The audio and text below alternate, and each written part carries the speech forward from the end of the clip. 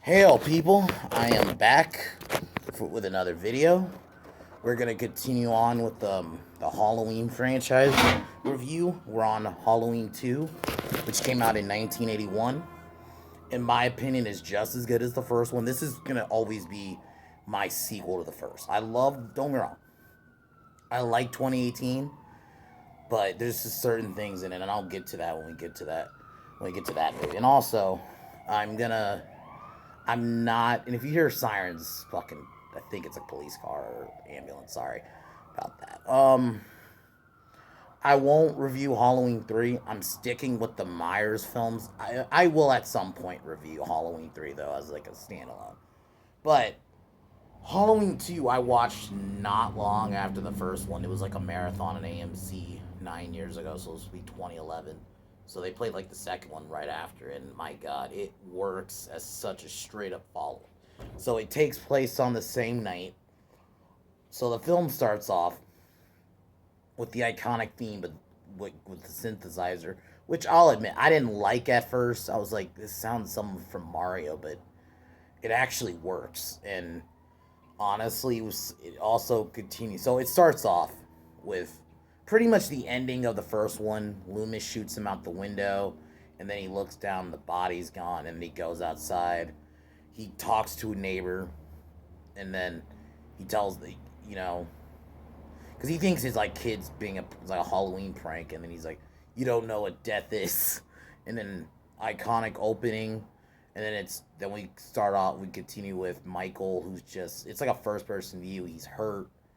He goes into this old lady's house, grabs her knife, and you see him for a second, and then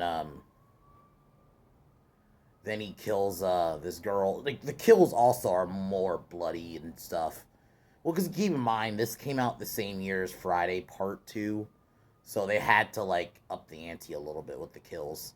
So he kills the neighbor of the older person, and then Lori is taken to the Haddonfield hospital. Um, she's mostly almost in a coma. That's like the only. If I had to say one criticism is that Lori's kind of in a coma most of the movie. You see little moments where we meet Jimmy, who's one of the EMTs, and I think the other guy's name is Roy. I think that's his name. And then we meet nurses throughout the film. Um, and so Michael finds his way to the hospital. Um, and Pretty much the havoc ensues. He starts killing people. He kills off the security guard first.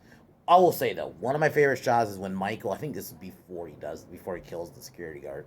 He walks in and you see like a first person view. He's in like the baby room, just like creepy. And then like, because while the other lady's talking to the nurse, you see him like in the background in the baby room. It's pretty creepy, honestly.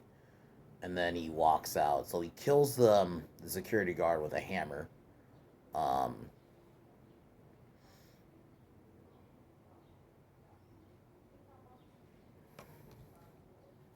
he kills the security guard with a hammer. Um, and then Pretty much Halloween 2 is a bit slow, but it's not boring. I think it builds the tension. I love the way it's shot. Loomis is talking to another sheriff because Brackett finds out about Annie's death, and he pretty much blames Loomis. He's in his in emotions. So throughout the film, he sorry, sorry, yeah. So Loomis is dealing with the police, and one of probably the funniest kills is when he kills Ben Tramer, who's in a Michael Myers costume. This is when he was still with Brackett, because Loomis thought he was Myers, and then it turned out it wasn't, and then poof, just gets ran over by a police car and then catches on fire. Come to find out, it wasn't Michael Myers. Um,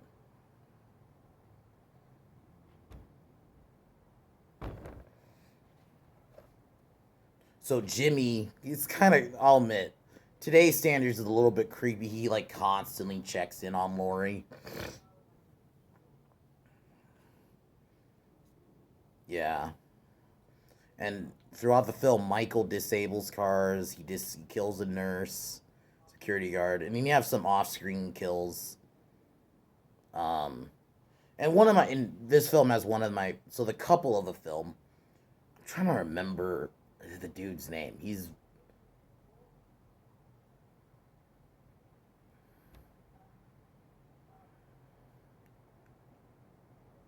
Marion Chambers, who you see in the first movie, is in it. You see her like more in the closer to the end. Oh, okay, I'm stupid. The other EMT dude's name is Bud, who and his girlfriend Janet, I think. They hook up in the hot tub room, and this is one of my I put this in one of my favorite kills, from Michael Myers. Kills kills Bud, and then he kills the girl by shoving her face in the. He turned up the scalding hot water, and then just shoved her face in it. Just it's really brutal. Like it is, in my opinion, one of the most brutal deaths. It's just and also it's just what makes it also brutal is just eerie how Michael's like that water's scalding hot. And he's not even reacting to it. Just not even. He's not even reacting to it. Um,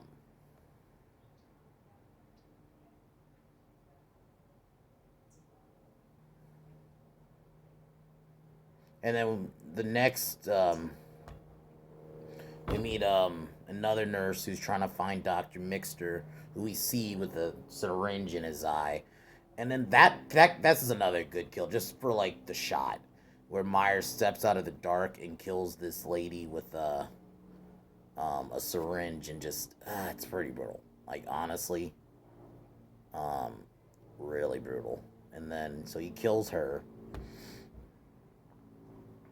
and then Nurse Alves, Jimmy finds her dead, with like blood, and then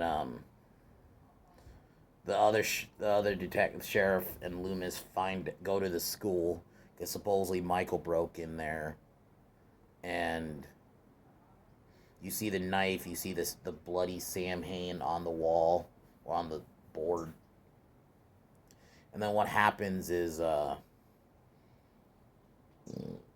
um, Marion Chambers comes and basically the state has forced Loomis to leave.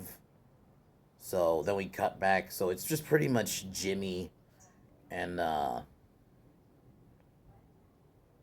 after Jill. So Jill's like the last nurse. So Michael kills her. So Jimmy slips on some blood. So he's passed out. Um, and then oh, this is where we find out Lori and Michael are related. And this is one I'm just gonna rant on this for a little bit. The hate for this stuff, the hate for the relationship of the Lori and Michael. I'm gonna say I've only noticed since 2018 came out. There are people trying to act like, oh, I was always against it. No, I feel like honestly, only a lot of people are against it because John Carpenter said so. Much respect, no disrespect to John Carpenter, but in my opinion, this is one of the reasons I love this franchise, and I think it makes it different compared to Friday the 13th. Because if you just take that out, now Michael's just a generic killer in my opinion. I kind of like the whole bloodline, and people are saying it makes him less scary is fucking retarded. He still kills other people. I'm like, have y'all not watched these movies? It makes it interesting, and honestly, taking out a 2018 did not work for me, and I will get more into that when I get to that film. So she has a dream, and this is where she realizes Michael's her brother. So Michael kills Nurse Jill. Well, that was another one I think I put in my favorite Michael kills, where he just kills the nurse and lifts her up with one hand with a scalpel. And then he chases Laurie throughout the hallway into an elevator. Um, and then she gets out of the hospital. She hides in a car, but the car won't start because Michael pretty much cut all the wires. And that's one thing. Michael's really smart. Like, he preemptively, like, in Halloween 4, which I'll get to tomorrow, he, like, shuts down the power. Like, cuts the gas and cut the tires so you can't go anywhere. So Laurie hides in the car and she thinks it's fine. While this is happening, Marion and Loomis are driving in the car with a cop. Loomis forces the cop to turn around, and they go to Haddonfield Hospital. They arrive, and while they go in, hold on.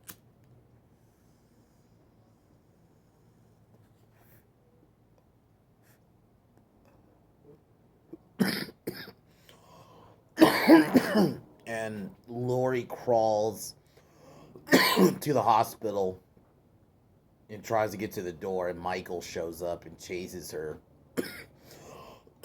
And the music that's playing throughout this film is really good. It's like extended versions of a lot of the pretty much the original music, but it's like a little bit synthesized a little bit.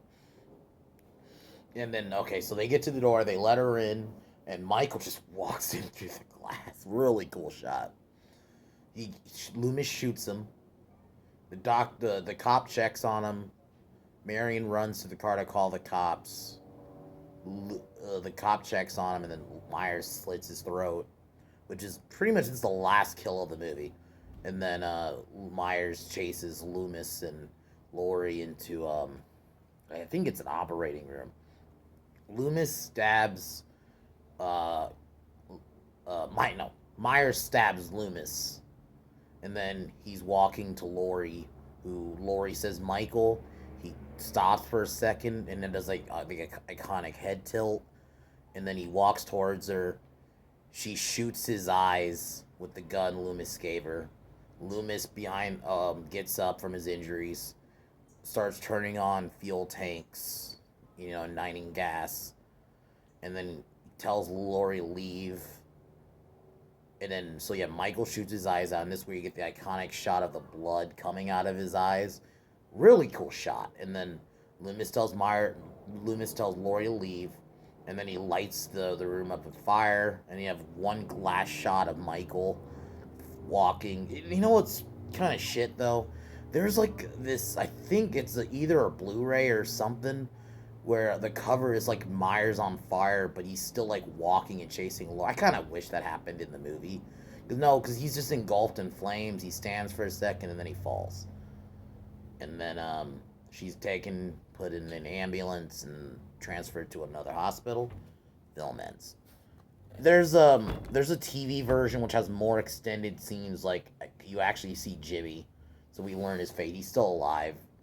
He gets in the ambulance with her, and I think it's implied they get together, which in a way could. Which when we talk Halloween 4, I'm assuming that's Jamie's dad. So, but all around, Halloween 4 is great. I think it ups the ante as a sequel, but it also works as like a part two. I get it. There's little differences. The mask looks noticeably different because it was left under a couch, so it looks a little. And also, Dick Warlock, I think, had a bigger head.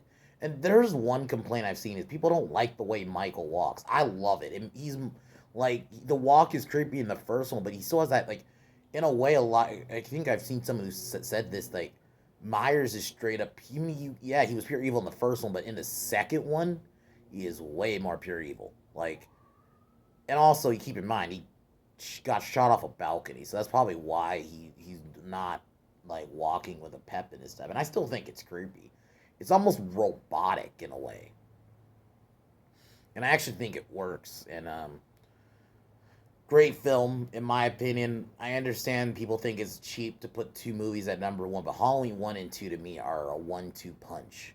Those are my number one in terms of Halloween, like the franchise, right there. I would give Halloween 2 like a 9.5. I think it's very close to a 10. Soundtrack's great. Laurie, I think that's the only weak part of the movie. and I love Jamie Lee Curtis, but I think she's most. Cause keep in mind, she's mostly kind of in a coma in the movie. She has a little bit of dialogue with Jimmy, but she doesn't have a lot of dialogue, like compared to like even the first one.